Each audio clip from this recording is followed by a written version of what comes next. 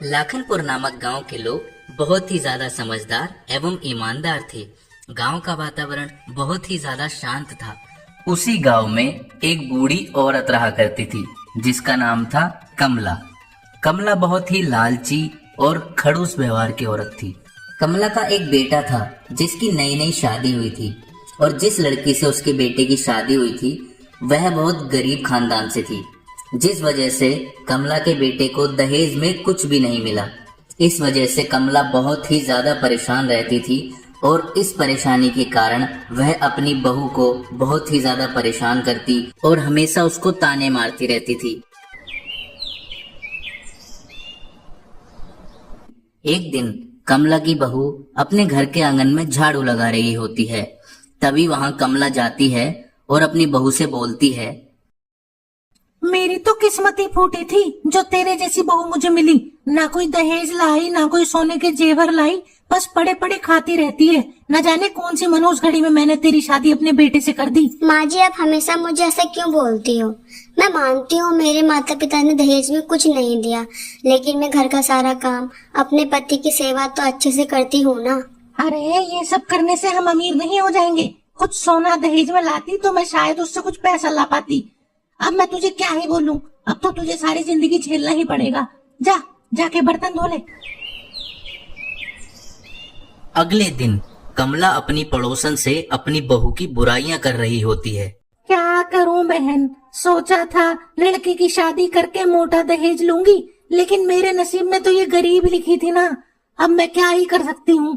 सही कहा बहन, एक मेरी बहू को देखो, शादी में गाड़ियाँ भर भर के दहेज लाई थी और सोना तो पूछो ही मत। कमला की बहू ये सारी बातें सुन रही थी और ये सब सुनकर उसे बहुत ही बुरा लगता है। वो बेचारी मन ही मन में सोचने लगती है, हे भगवान, मैंने ऐसे कौन से पाप किए थे जिसकी सजा मुझे इस तरह मिल रही है? आखिर ये मुझे कब तक सहना होगा?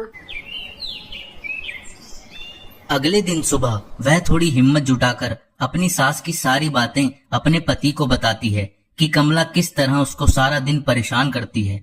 यह सब सुनने के बाद उसका पति बोलता है, मेरी माँ से अगर तुम्हें इतनी ही परेशानी है तो जाओ, चली जाओ अपने मायके। और वैसे भी माँ ने झूठ थोड़ी ना बोला, तुम दहेज में लाए ही क्या हो और जब से शादी हुई है मुझ पर बोझ ही बन के रह गई हो। यह सब बातें अपने पति के मुंह से सुनकर कमला की बहू को बहुत ही बुरा लगता है और वह मायूस हो जाती है। कुछ समय तक ऐसे ही चलता रहता है। कमला अपनी बहू को परेशान करती रहती है और कभी कभी वह अपनी बहू की झूठी बुराई कर अपने बेटे के हाथों उसे पिटवाती भी थी। इस सब से परेशान होकर एक दिन कमला की बहू अपने कमरे की खिड़की के पास जाकर आसमान की तरफ देखकर बोलती है, हे भगवान, मुझे उठा ले। जीते जी ना सही, कम से कम मरने के बाद तो मैं अपना बदला ले पाऊंगी। यह सब बोलकर वह सोने चली जाती है।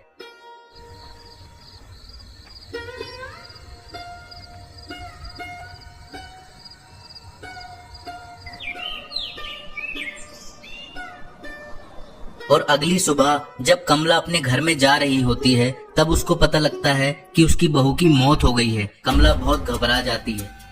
हाय राम, ये सब क्या हुआ? अरे कोई है?